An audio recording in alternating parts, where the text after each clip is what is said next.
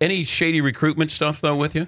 No names, but, we offered anything interesting. You know what? I saw a little bit of that going on, but with me, they felt I came from a upper income family. I didn't need any extra perks, so that they pretty much, most of the universities stayed to the letter on. Well, what'd you see, though? Maybe that it wasn't directed at you.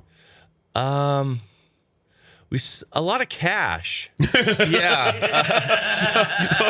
The cash is king. Well, how much cash are we talking about?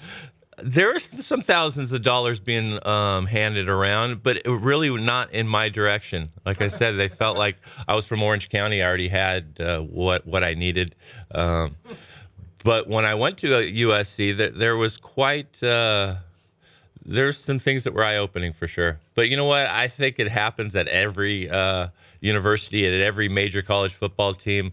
To compete today, you have to do some things that aren't really by the book. But are you getting handshakes, money? Is it like... It can be that, yes. And it can be... It's usually from the big supporters, the alumni.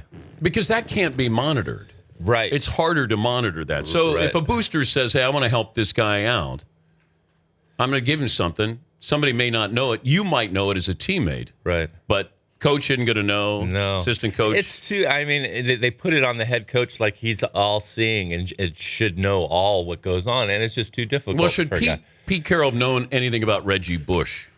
You know what? That's a tough question. I think he probably knew somewhat of what was going on, but really all of it, it's too hard to tell. They don't want to know. No. Right? It's almost like a parent. You want to plead ignorance yes.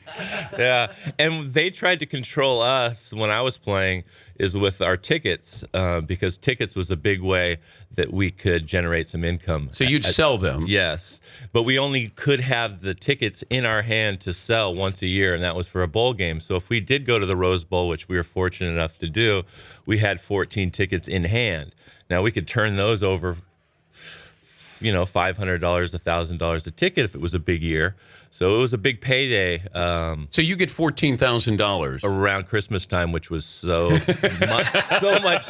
It was needed because we're scraping. I mean, the stipend that athletes or student athletes are on these days. I know what it was 20 years ago. I was scraping to get snacks. I mean, it was.